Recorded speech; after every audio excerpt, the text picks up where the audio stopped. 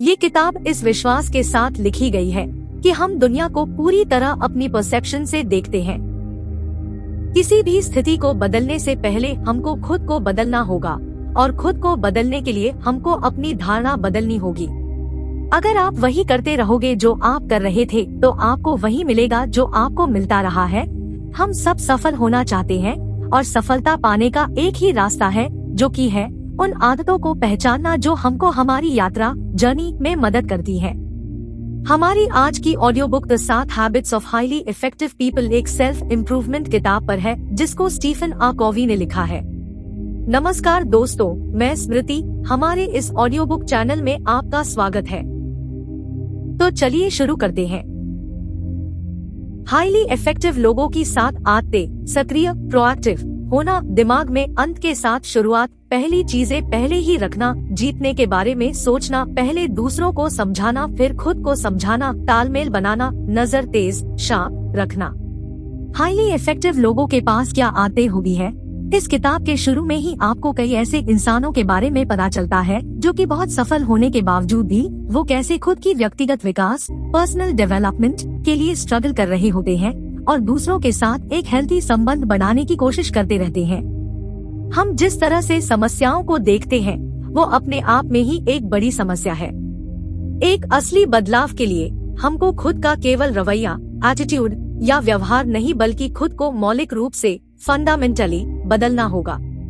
ये है बेहद असरदार लोगों की 7 आदतें। The 7 habits of highly effective people. आदत 1, 2 और 3 रखने वाले बहुत ज्यादा असरदार इफेक्टिव लोग होते हैं जो सेल्फ मास्टरी पर फोकस करते हैं और निर्भरता से आजादी की तरफ बढ़ते हैं। आदत 4, 5 और 6 रखने वाले लोग टीम वर्क, सहयोग, कोलैबोरेशन और कम्युनिकेशन स्किल्स बढ़ाने पर फोकस करते हैं और निर्भरता से आजादी की तरफ बढ़ते हैं। आदत 7 रखने वाले लोग ग्रोथ और इम्प्रूवमेंट पर फोकस करते हैं और दूसरी आदतों पर भी फोकस करते हैं।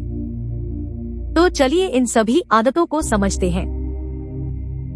1, सक्रिय रहें, बी प्रोएक्टिव।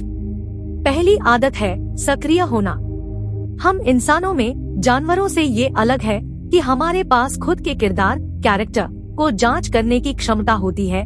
ये तय करने की क्षमता होती है कि खुद को और स्थितियों को कैसे देखा जाए और कैसे अपनी प्रभावशीलता, इफेक्टिवनेस को नियंत्रित किया जाए। आसान भाषा में प्रभावी होने के लिए एक्टिव होना पड़ेगा। रिएक्टिव लोगों का पैसिव दृष्टिकोण होता है। उनको लगता है कि सब चीजें उनके हिसाब से हो रही है। वो इस तरह की चीजों को बोलते हैं, यहाँ ऐसा कुछ नहीं है जो मैं कर सकता हूँ, मैं ऐसा ही हूँ। उन्हें लगता है कि समस्या तो बाहर है, लेकिन यही सोच एक समस्या है। ये लोग हमेशा किसी भी बात के लिए दूसरों को ब्लेम करते हैं, अपने सारे हालत के लिए परिवार, सरकार और कुछ नहीं तो किस्मत को दोष देते हैं। वो सोचते हैं वो कुछ नहीं कर सकते, उनके हाथ में कुछ नहीं है। एक्टिव लोग अपनी जिम्मेदारी समझते हैं, या कह सकते हैं वो रिएक्शन देने की जिम्मेदारी को समझते हैं, जिसको स्टीफन का मानना है एक ऐसी क्षमता का होना जिसमें कौन सा सिचुएशन में कैसा जवाब, रिस्पॉन्स देना है, इसको अच्छे से चुन पाना। सक्रिय होने के लिए हमें अपने प्रभाव के घेरे, सर्कल ऑफ इन्फ्लुएंस पर जो बाहरी फैक्टर्स को दोष देते हैं, नेगेटिव एनर्जी को निकालते हैं, उस पर फोकस करना, जिसकी वजह से प्रभाव का घेरा कम हो जाता है। प्रतिक्रियाशील लोग दूसरी तरफ प्रभाव के घेरे पर फोकस करते हैं, ना कि उस प्रभाव के घेरे पर जो बाहरी फैक्टर को दोष देते हैं। नकारात्मक ऊर्जा को निकालते हैं, जिसकी वजह से प्रभाव का घेरा कम हो जाता है। हम इंसानों में ये गुण होता है कि हम किसी भी स्थिति को किस नजरिए से देखें, कैसे उस पर रिएक्ट करें, खुश होना या दुखी होना, परेशान होना या अवसर तलाशना, डर जाना या साहस को चुनना, ये सब हमारे चॉइस पर ही निर्भर करता है। अति प्रभावकारी लोगों की ये पहली आदत होती है कि वे अपने जीवन की जिम्मेदारी स्वयं लेते हैं, स्वयं ही निर्णय लेते हैं और परिणामों को स्वीकार करते हैं, जिससे वे सफल होते हैं या उनसे अनुभवों से सीखते हैं। 2, अंत को ध्यान में रखकर शुरुआत करें। दिमाग को एक साफ गंतव्य, डेस्टिनेशन के साथ शुरू करना। स्टीफन कहते हैं कि हमको अपनी इमेजिनेशन का उपयोग करना चाहिए, अपने विजन को देखने में कि हम क्या बनना चाहते हैं। बहुत से लोगों को खुद को व्यस्त रखने में आसानी होती है। हम जीत हासिल करने के लिए बहुत मेहनत करते हैं, जैसे प्रमोशन लेना, ज्यादा आय और ज्यादा पहचान, रिकॉग्निशन के लिए मेहनत करते हैं। लेकिन हम इस व्यस्तता के पीछे क्या मतलब है ये मूल्यांकन इवैल्यूएट नहीं करते। हम खुद से ये नहीं पूछते कि अगर चीजों पर हम वास्तविक में फोकस कर रहे हैं तो वो हमारे लिए कितनी मैटर करती है। दूसरी आदत हमें ये सजेशन देती है कि जो भी हम करते हैं उसमें हमें दिमाग में अंत से शुरू करना चाहिए। एक साफ डेस्टिनेशन के साथ शुरू करें। इस तरीके से हम ये चीज सुनिश्चित कर सकते हैं कि हम एक सही दिशा में जा रहे हैं। मन में अंत का सोचकर शुरू करना बिजनेस के लिए बहुत जरूरी है। मैनेजर वो होता है जो काम की दक्षता एफिशिएंसी को सुधारता है, पर लीडर वो होता है जो सही रणनीति अपनाता है, जिसकी दृष्टि पहले उसकी ऑर्गेनाइजेशन के लिए होता है। इससे पहले कि हम एक व्यक्ति के रूप में और एक ऑर्गेनाइजेशन के रूप में लक्ष्य को निर्धारित करना और प्राप्त करना शुरू करें, हमें अपने मूल्यों को पहचानना चाहिए। इस प्रक्रिया में हो सकता है खुद के कुछ वैल्यूज को बदलने या रीस्क्रिप्ट करने पर जोर देना पड़े।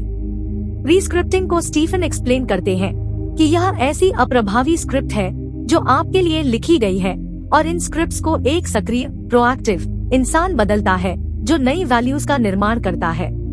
कोई भी चीज दो बार बनती है, एक हमारे इमेजिनेशन में और दूसरा रियल में। तो इमेजिन करें आप किस तरह के इंसान हैं और फिर उस तरह का बने। हमारे हर रोज लिए जाने वाले फैसले कार्य प्रेरणा को भी प्रभावित करते हैं। दिमाग में अंत से शुरू करने के सिद्धांत को टेस्ट करने के लिए खुद को चुनौती देते हुए ये चीजें करें। अपने खुद के अंतिम संस्कार फ्यूनरल को डिटेल में देखना। वहाँ कौन है, वो आपके बारे में क्या बोल रहे हैं, कि आपने अपनी जिंदगी को कैसे जिया, आपके रिश्ते कैसे थे, आप उन्हें क्या कहना चाहते हो।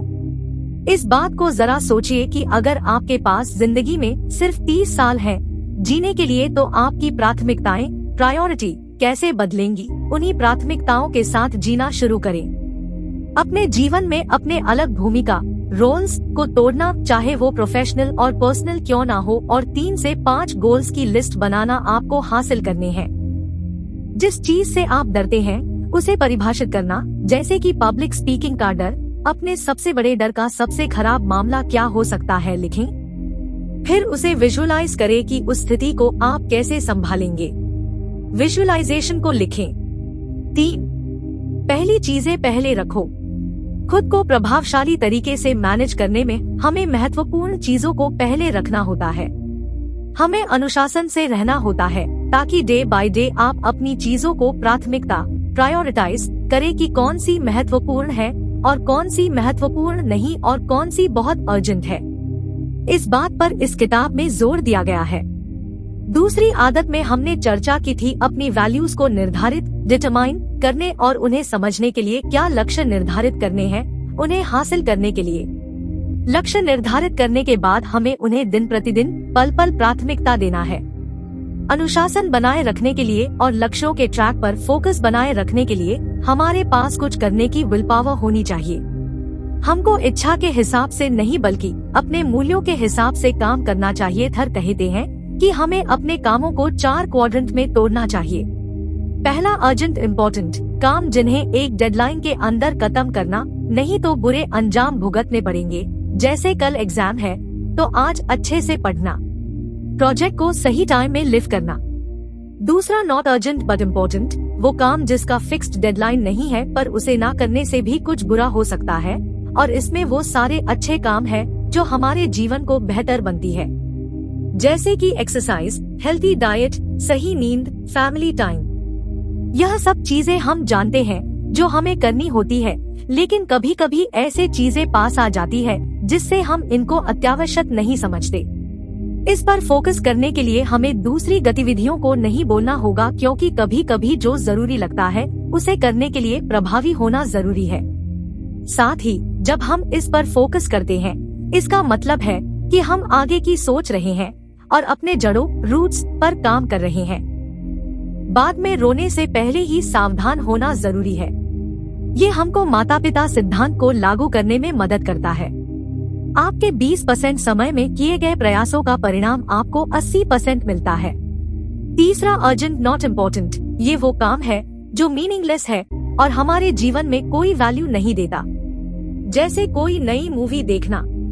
अगर इस क्वाड्रेंट पर फोकस करते हैं और ज्यादा समय उन मैटर्स पर बर्बाद करते हैं जो हमको अत्यावश्यक लगते हैं, लेकिन सच ये है कि उन मैटर्स की अत्यावश्यकता, अर्जेंसी दूसरों की प्राथमिकता और उम्मीदों, एक्सपेक्टेशंस पर आधारित होती है।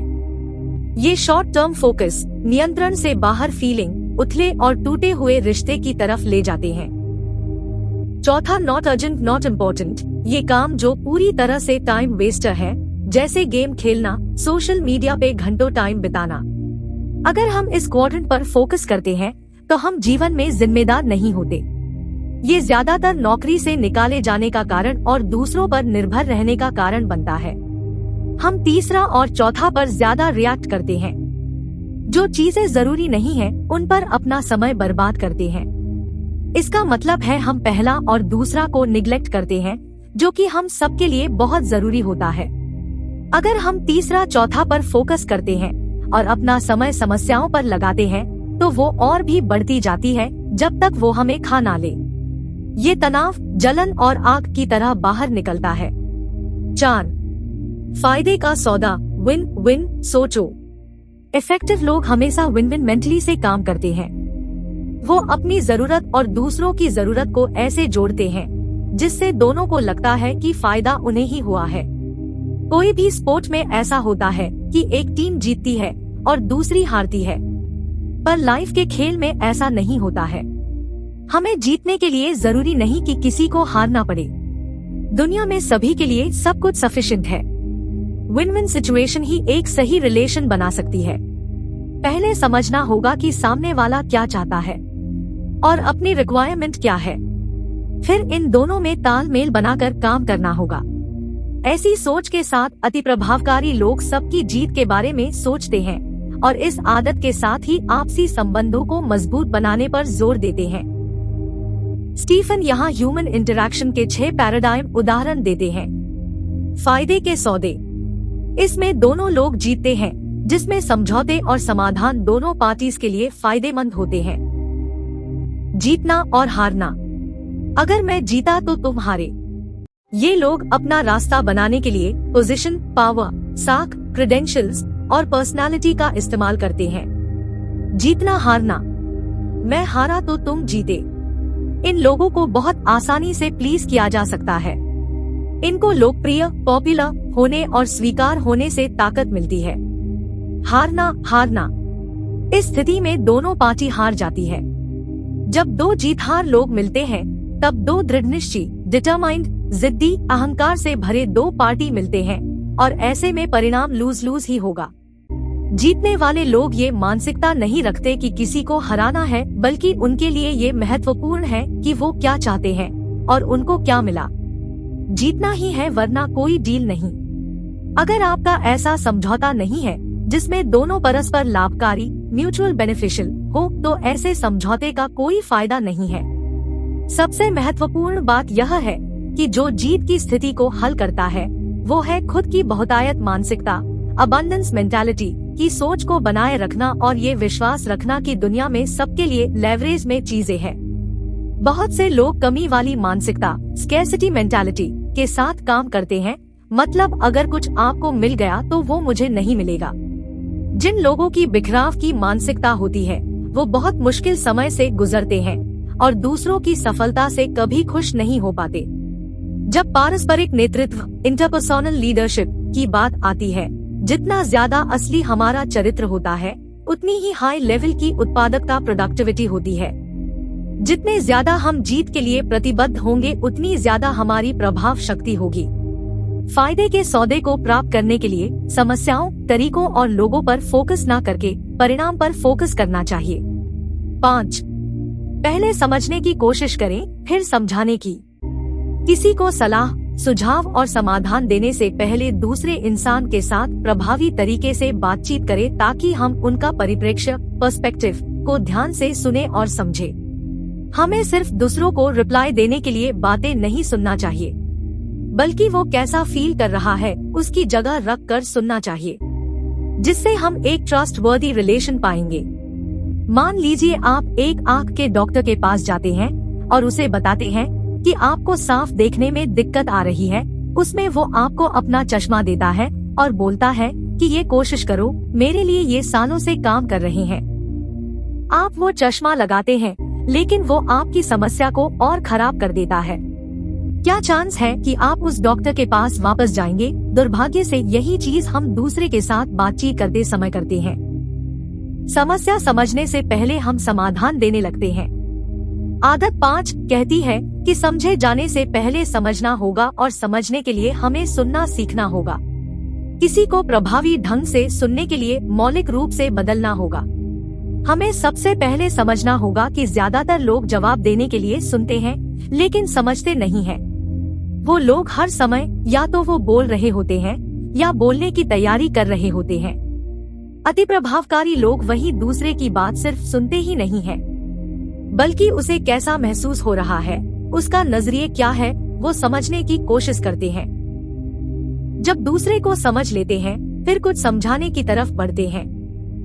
स्टीफन बताते हैं कि कम्युनिकेशन एक्सपर्ट से अनुमान करते हैं कि 10% कम्युनिकेशन हमारे शब्द का प्रतिनिधित्व रिप्रेजेंटेशन करते हैं, 30% हमारी आवाज का रिप्रेजेंटेशन करती है, 60% हमारी बॉडी लैंग्वेज का रिप्रेजेंटेशन करती है। आदत संख्या 5 का दूसरा हिस्सा, जिसमें यह समझना कि ये उतना ही मुश्किल है जितना जीत की स्थिति को पाना। यहाँ कुछ उदाहरण है दूसरों को पहले समझने के लिए। अगली बार जब आप लोगों को बात करते हुए देखते हैं, तो अपने कान बंद करके देखें। कौन सी इमोशंस की बातें हो रही है जो सिर्फ शब्दों के जरिए नहीं हो सकती? कौन सा इंसान बातों में ज्यादा दिलचस्प इंटरेस्टेड है? जो आपने नोटिस किया उसे लिखें। 6.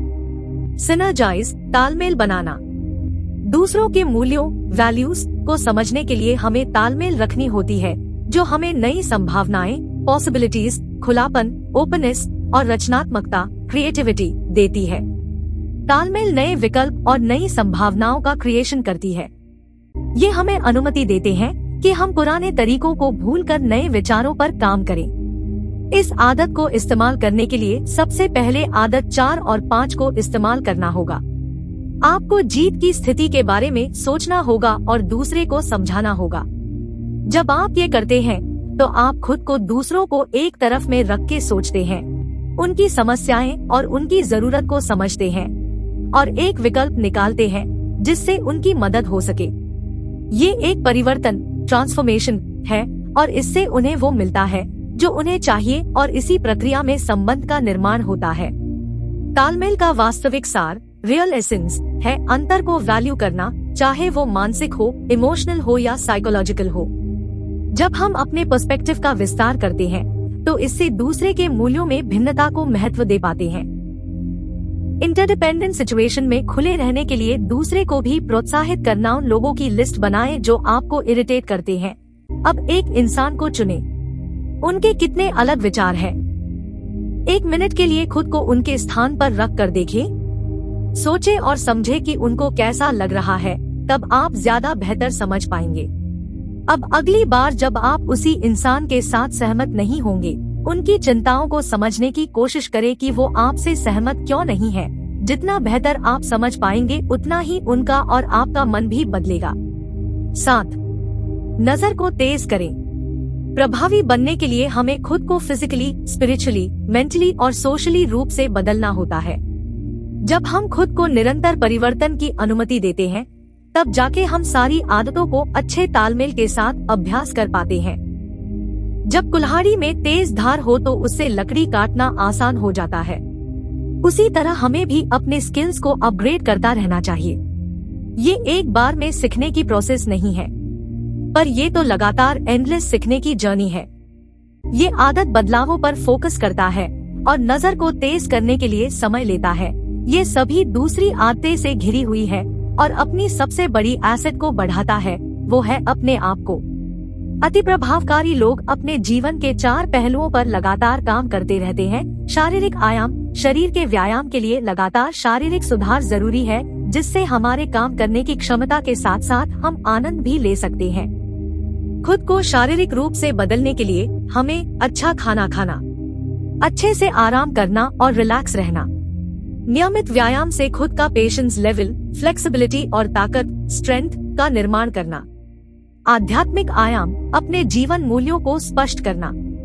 दया, करुणा, ममता जैसे जीवन मूल्यों के लिए काम करना हमें अपनी खुद की आध्यात्मिक शक्ति को बदलने में जीवन को लीडरशिप प्रदान करे, जैसा ये हमारे वैल्यू सिस्टम के लिए प्रतिबद्धता की शक्ति को बढ़ाता है। खुद को आध्यात्मिक रूप से बदलने के लिए आप ये कर सकते हैं: रोज ध्यान, मेडिटेट करना, नेचर के साथ बातें करना, खुद को अच्छा संगीत सुनने के लिए और अच्छे साहित्य में ज्यादा शामिल करें। मानसिक आयाम, अपनी मानसिक स्वास्थ्य को नवीकरण रिन्यू करने के लिए अपने दिमाग को लगातार बढ़ाना होता है और यही मुख्य लक्ष्य है। खुद को मानसिक रूप से बदलने के लिए हम ये कर सकते हैं: अच्छी किताबें पढ़ना, अपने पास खुद के विचार, अनुभव और अंतर्दृष्टि इंसाइट्स का जर्नल रखना चाहिए। टीवी उतना ही देखें जितना आपका जीवन और आपके मन पर अच्छा असर पड़े। टीवी सीमित रूप से देखना ही सही रहता है। सामाजिक, सोशल और भावनात्मक इमोशनल आयाम, सामाजिक और भावनात्मक आयाम को बदलने से रिश्ते विकसित होते हैं। अपने आप में भावनात्मक नवीनीकरण करने के लिए आप ये कर सकते हैं: दूसरे लोगों को गहराई से डीपली समझना चाहिए, अपना ज्यादा से ज्यादा कॉन्ट्रीब्यूशंस अच्छे प्रोजेक्ट्स में देना चाहिए जिससे कि दूसरों की जिंदगी को बेहतर कर सकते हैं। अपनी मानसिकता को बदले ताकि आप दूसरों को सफल बनाने में मदद कर सको। जैसा कि हम बदलावों की बात कर रहे हैं, इन 4 आयामों के साथ हमें दूसरे इंसानों में सकारात्मक चीजें देखनी चाहिए। हमें दूसरों को प्रेरित करना चाहिए ताकि वो अच्छे रास्ते पर खुद को विश्वास के साथ देखें। उनको ध्यान से सुनना चाहिए और एक्टिवली प्रोत्साहित करना चाहिए। नवीनीकरण और बदलाव एक ऐसी प्रक्रिया है जो हमें लगातार सुधार और विकास में मदद करता है। खुद को बदलने वाली गतिविधियाँ एक्टिविटीज की लिस्ट बनाएं जिससे आपको मदद मिले उन सभी 4 आयामों के साथ जो आपको बताए गए हैं। एक आयाम के साथ एक गतिविधि चुनें जो आपका साप्ताहिक लक्ष्य पूरा करने में मदद करता है। सप्ताह के अंत में आपको अपनी परफॉर्मेंस चेक करनी चाहिए जो आपको आपके लक्ष्य को पूरा करने में और सफलता दिलाने में मदद करता है। हमारे दिन भर के काम में से 90% आदतों से चलती है। अगर हम उन्हीं आदतों को इन 7 आदतों से रिप्लेस कर दें तो हम भी अति प्रभावकारी व्यक्ति बन सकते हैं। धन्यवाद दोस्तों, मुझे उम्मीद है कि यह ऑडियो बुक आपको अच्छी लगी होगी और मैं ये मानता हूँ इन 7 आदतें को लागू करके आप जीवन में बहुत सफलता पा सकते हैं। ये किताब हमको व्यक्तिगत और व्यावसायिक सफलता के लिए टाइमलेस प्रिंसिपल्स प्रदान करती है और एक सक्रिय मानसिकता विकसित करने और अपने जीवन की जिम्मेदारी लेने के लिए प्रोत्साहित करती है। ये 7 आदतें में से be proactive, begin with the end in mind और seek first to understand then to be understood व्यक्तिगत विकास और प्रभावशीलता के लिए प्रैक्टिकल इंसाइट्स और रणनीति प्रदान करते हैं। यह प्रभावशाली गाइड अपनी उत्पादकता बढ़ाने और स्थायी सफलता प्राप्त करने के इच्छुक व्यक्तियों के लिए एक शक्तिशाली रिसोर्स के रूप में कार्य करता है। आशा है आपको ये समरी पसंद आई होगी। धन्यवाद।